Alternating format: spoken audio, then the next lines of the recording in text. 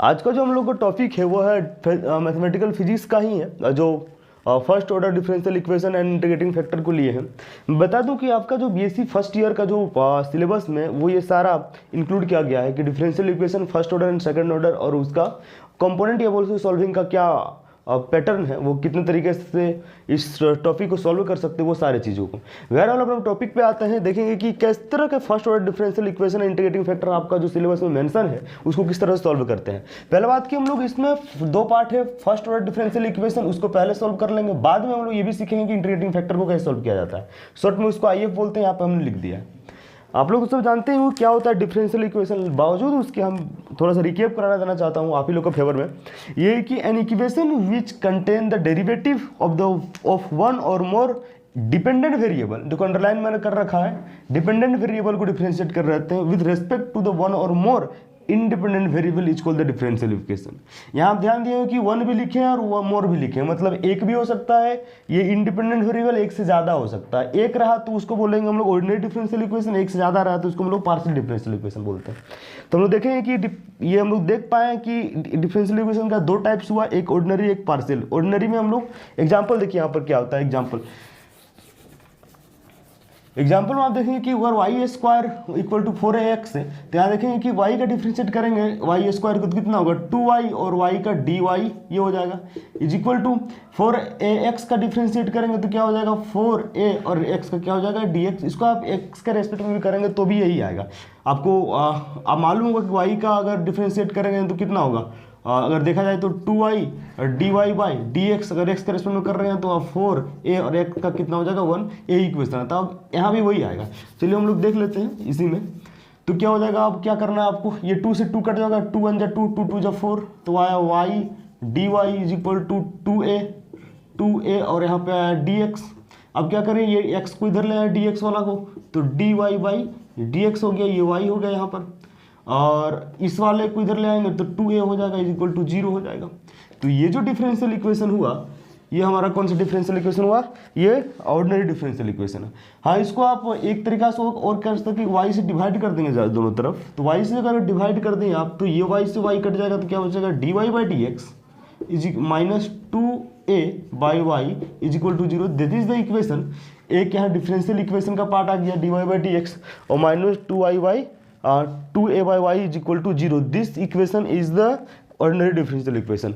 उसी तरह हम लोग पार्शियल डिफरेंशियल इक्वेशन में अगर देखा जाए तो इसका एग्जांपल अगर ठीक इसी को करते हैं तो अगर y square is equal to 4ax रहे और बोलेंगे कि पार्शियली इसको डिफरेंशिएट किए पार्शियली, तो अगर हम पहले x का करते हैं बाद में y का करेंगे, y मतलब x का रेस्पेक्ट में कर रहे हैं बाद में y के रेस्पेक्ट में कर रहे हैं, तो इसका हो जाएगा d।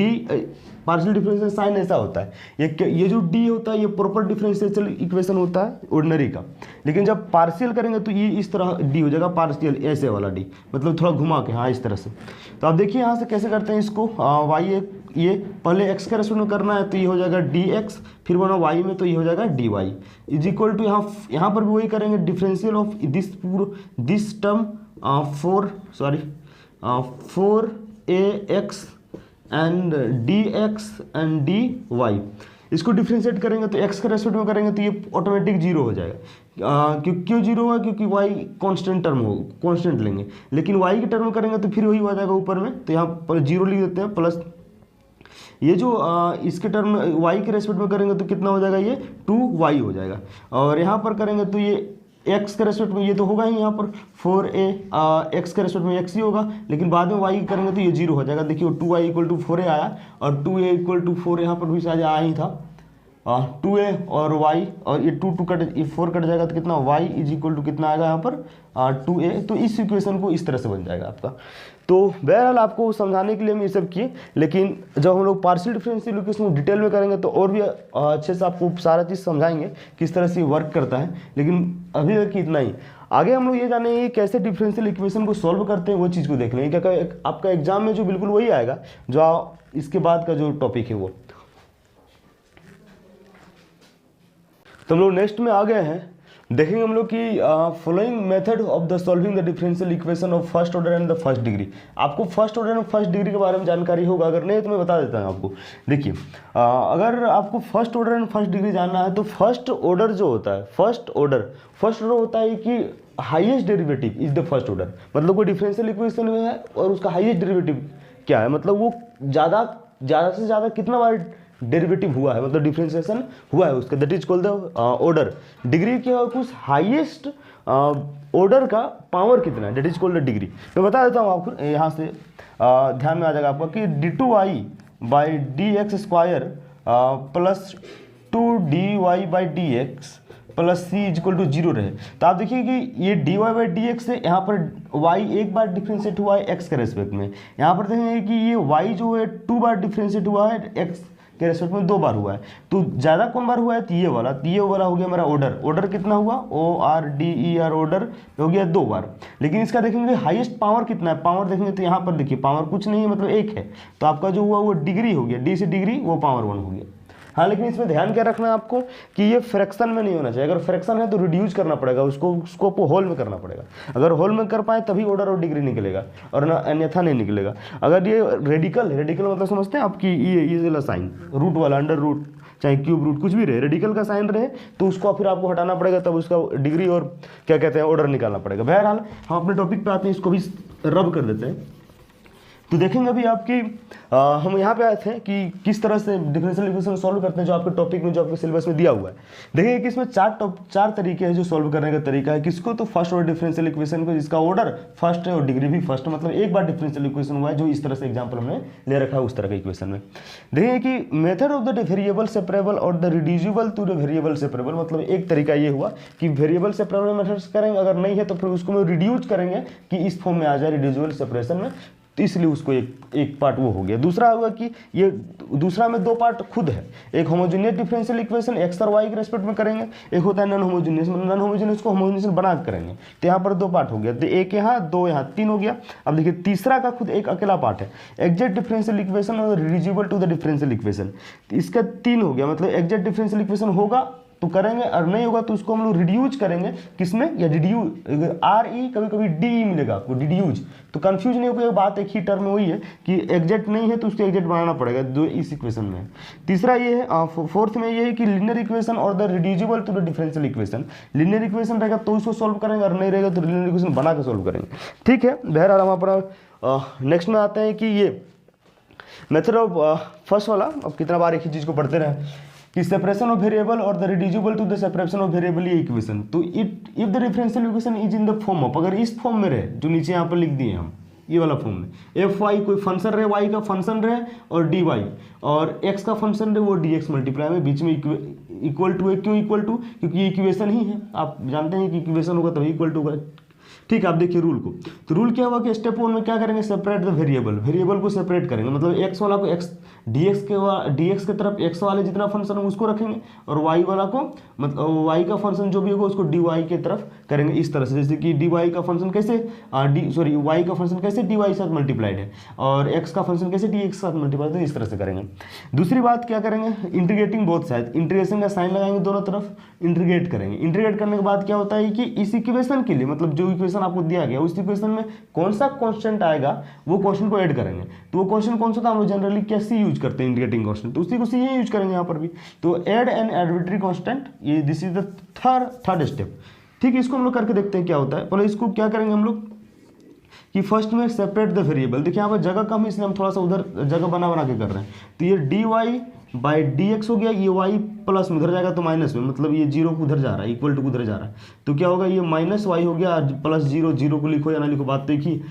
तो इस तरह का हो गया। अब यहाँ क्या करेंगे हम, इस तरह में करेंगे क्योंकि y वाला टर्म जो है ये y की तरफ होना चाहिए, dx वाला नहीं है तो अकेला अपना पास रहे, कोई दिक्कत वाली बात है नहीं। देखिए यहाँ पर हम कर रहे हैं, अब ये y को नीचे ला रहे हैं, dx को उधर ले जा रहे हैं, dx मल्टीप्लाई हुआ उधर, तो dy is equal to -y dx हो गया। अब y को नीचे लाएंगे तो dy/y होगा इज इक्वल टू -dx हो गया। अब ये आपका हो गया सेपरेट, ये वेरिएबल सेपरेट हो गया। स्टेप 1 अभी तक हुआ। सेकेंड स्टेप क्या करना है, इंटीग्रेटिंग द बोथ साइड। तो यहाँ तो लिखना पड़ेगा इंटीग्रेटिंग बोथ साइड, उसके बाद इंटीग्रेट करें, लेकिन जगह नहीं होने कारण हम डायरेक्ट कर रहे हैं इंटीग्रेटिंग बोथ साइड। ऐसे देखिए, अब जैसे यहाँ पर इंटीग्रेशन कर दिए तो ये dy बाई वाई का इंटीग्रेशन क्या होता है, आप जानते हैं कि अगर डिनोमिनेटर का डिफ्रेंसिएशन ऊपर है तो इसका log हो जाता है, तो ये हो जाएगा log y is equal to की जगह इज इक्वल टू ये माइनस तो खुद बाहर आ गया, dx का क्या होता है x और एक ये हो गया मेरा क्या डिफरेंशियल इक्वेशन, मतलब इंटीग्रेटिंग दोनों कर दिए। अब स्टेप थर्ड में क्या होगा, इंटीग्रेटिंग हो गया इंटीग्रेशन, तो आप क्या करना है आर्बिट्री कांस्टेंट ऐड करना है। मान के चलिए यहाँ पर हम log c लगा दिए, कोई भी लगा सकते हैं आप, हम log c लगाए, log को इधर ले आए तो क्या हो जाएगा log y minus log c हो जाएगा इक्वल टू माइनस एक्स। अब log y minus log c क्या होता है, तो आप जानेंगे कि log y बाई सी होता है इज इक्वल टू मतलब log a minus log b, log a by b ये फॉर्मूला होता है माइनस एक्स। अब क्या हुआ, log को उधर ले जाएंगे तो y बाई सी होगा इज इक्वल टू, और ये log उधर जाएगा तो e to the power minus x होगा, ये आपका आंसर। अगर आप c को इधर ले जाएंगे तो इक्वेशन कहाँ यहाँ लिख दें, आपको अगर ध्यान दीजिएगा वीडियो में तो आपको पता चल जाएगा, ये y इक्वल टू ये c डिवाइड में मल्टीप्लाई उधर गया तो क्या हो जाएगा c e to the power minus x, ये इक्वेशन क्या होगा आपका आंसर हो गया ये वाले टर्म का। उम्मीद है आप समझ पा रहे होंगे। उसी तरह से अब नेक्स्ट वाला हम लोग ये इक्वेशन देख के लेने के बाद आपको एक और इक्वेशन पे ले चलते हैं, जो इक्वेशन क्या है आपको यहाँ बताया था कि अगर reducible to the separation of variable, मतलब वो अगर वो एग्जैक्ट डिफरेंशियल इक्वेशन में नहीं है तो उसको रिड्यूस करके हम लोग वेरिएबल सेपरेशन में लाना पड़ेगा। देखिए कैसे लाते हैं, तो यहाँ पर देख पाएंगे आप कि dy बाई डी एक्स और y और सेक, देखिए सेक एक्स वाई यहाँ पर है। अब सेक का एंगल में एक्स वाई तो इसको अलग नहीं कर पाएंगे, तो क्या करेंगे इसमें हम लोग को पुट करना पड़ता है, मानना पड़ता है। देखेंगे किस तरह से, देखिए एक्स पावर 4 यहाँ एक्स पावर क्यूब है तो एक्स कॉमन ले लीजिए, क्या कॉमन आएगा तो एक्स क्यूब कॉमन आएगा, तो यहाँ क्या बचेगा एक्स कॉमन आएगा dy बाई डी एक्स होगा प्लस यहाँ से एक्स क्यूब तो बाहर आ गया, क्या बचा y is equal to minus sec, और यहाँ एक्स और वाई इसका एंगल में जो है सो है। अब इस एक्स वाई को अलग कर ही नहीं सकते आप, सेपरेट कहाँ से होगा, इसका नाम है तो सेपरेशन वेरिएबल, मतलब कि वेरिएबल सेपरेट करके बनेगा, लेकिन यहाँ पर क्या होगा कि होगा ही नहीं सेपरेशन। क्यों, क्योंकि यहाँ पर एक्स और वाई दोनों मौजूद है एक ही एंगल में सेक का ट्रिगोनोमेट्रिक फंक्शन में। तो क्या करेंगे इसको मान लेंगे हम लोग, कुछ भी मान लीजिए आप, तो टी मान लीजिए, अगर टी मानना है तो टी इक्वल टू क्या एक्स वाई मान लीजिए, तब इसको डिफ्रेंशिएट कीजिए एक्स के रेस्पेक्ट में D T by D x हो जाएगा इज इक्वल टू एक्स का डिफ्रेंशिएट कीजिएगा तो वाई कॉन्स्टेंट वाई बाहर मतलब यू इंटू भी लगेगा यहाँ पर, तो ये होगा D x by D T. क्या मैं सही किया हूँ ना, D x by D T नहीं, यहाँ पर क्या होगा कि एक्स का रेस्पेक्ट में कर रहे हैं डिफ्रेंशिएशन, तो एक्स का डिफ्रेंशिएशन क्या हो जाएगा 1, वाई बाहर एक्स का डिफ्रेंशिएशन 1 प्लस, अब ये क्या होगा एक्स बाहर होगा और डी वाई बाई क्या हो जाएगा डी एक्स हो जाएगा, ये हो जाएगा डिफ्रेंशिएशन। देख समझ पाया ना, इसको टी को किए एक्स का रेस्पेक्ट में D T by D x हो गया, यहाँ यू इंटू भी लगा, यू इंटू भी मतलब वाई को छोड़े तो एक्स का डिफ्रेंशिएशन 1 हो गया कि एक्स का रेस्पेक्ट में ही डिफ्रेंशिएट कर रहे थे, प्लस लग गया होता है यू इंटू भी में प्लस, फिर क्या होगा कि एक्स को छोड़े वाई को डिफ्रेंस किया d y by D x हो गया। ये टर्म से गड़बड़ाए नहीं, अभी हम थोड़ा कन्फ्यूज हो गया था। अब ये वाला टर्म जो है डी टी, इसको आप देखेंगे कि यहाँ पर ये टर्म है वाई तो y प्लस तो plus d y by D x multiply में x, मतलब d T by D x को हम पूरा ये वाला टर्म के जगह पे d T by D x लिख सकते हैं। तो ये इक्वेशन को यहाँ पर पुट कर दीजिए और एक्स वाई को क्या माने t, तो यहाँ पर एक्स वाई क्या लिख देंगे t लिख देंगे, तो ये पूरा वेरिएबल सेपरेशन आ ही जाएगा। देखिए कैसे आता है, एक्स क्यू तो एक्स क्यू अपना जगह, और इस वाले टर्म की जगह क्या रख रहे हैं हम D T by D X, तो D T by D x लिख दिए is equal to minus sec जो है सेक अपना जगह, एक्स वाई को क्या लिख रहे हैं हम लोग टी लिख रहे हैं। अब देखिए टी और डी एक्स का यहाँ पर D T by D X आ गया और एक्स और टी का फंक्शन तो अपने आप सेपरेट हो जाएगा करने पे। देखिए कैसे हो रहा है। अब क्या करें सेक टी को इधर ले आइए, डी एक्स को उधर मल्टीप्लाई पर ले कीजिए, तो क्या हो जाएगा एक्स क्यूब और डी टी और डी एक्स उधर गया है तो क्या हो जाएगा यहाँ minus sec t into d x हो जाएगा। लेकिन हम चाहते नहीं कि जगह कम है इसलिए हम एक ही बार सब कर देना चाहते हैं। अब ये सेक टी को इधर ले आइए, डी एक्स मतलब सॉरी एक्स क्यूब उधर ले जा रहे हैं, तो देखिए एक ही बार सब कर दे रहे, तो क्या हो जाएगा यहाँ से डी टी बाई ये सेक टी आ गया यहाँ पर इज इक्वल टू माइनस यहीं छोड़ दीजिए और डी एक्स उधर गया और एक्स क्यू नीचे आया तो डी एक्स बाई नीचे एक्स क्यू हो जाएगा। ये हो गया मेरा वेरिएबल सेपरेशन। ये स्टेप किए अभी तक फर्स्ट स्टेप। सेकेंड स्टेप में क्या करना है कि इंटीग्रेटिंग बोथ साइड, तो इंटीग्रेट कर दीजिए बोथ साइड। जब इंटीग्रेट कर देंगे तो सेक का 1 बाई सेक क्या होता है आप जानते हैं कोस होता है, तो इसका हो जाएगा कोस डी टी और sorry cos t d t, मतलब कोस ये टी तो रहेगा और ये डी टी का d t is equal to minus इसका इंटीग्रेटिंग जो करेंगे वो उसको ऊपर ले चलिए माइनस एक्स क्यू और डी एक्स इससे कर कीजिए। अब देखिए यहाँ पर छोटा जगह बनाकर हम कर दे रहे हैं अब क्या हुआ, ये कॉस का तो क्या होता है माइनस साइन, तो माइनस साइन टी ये हो गया, इज इक्वल टू ये माइनस, तो माइनस ये एक्स क्यूब का क्या हो जाएगा, एक्स और प्लस होता है इसमें, तो -3 में +1 हो गया तो स्क्वायर हो जाएगा, और ये प्लस सी लगा दीजिए यहाँ पर, ये हो गया। अब इसको इधर ले आएंगे हम लोग ऐसे, तो क्या होगा यहाँ पर माइनस साइन टी, और ये इधर आया तो प्लस हो जाएगा क्या, एक्स माइनस का ये पावर मतलब -x², और ये प्लस का c ये। अब क्या करेंगे इसमें, इसको आप नीचे ले सकते हैं, तो साइन टी माइनस में और plus 1/x² is equal to C, तो ये जो आपका इक्वेशन आया ये आपका इसका सॉल्यूशन आ गया।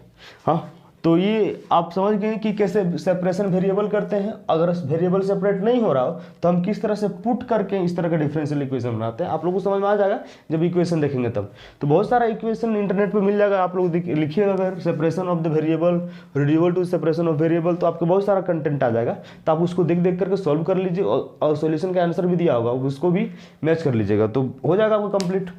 बहरहाल हम इसके बाद का जो टॉपिक है, मतलब बाद का जो मेथड है उस पर आते हैं हम लोग, देखते हैं उसमें क्या क्या इस तरह से सॉल्व किया जाता है।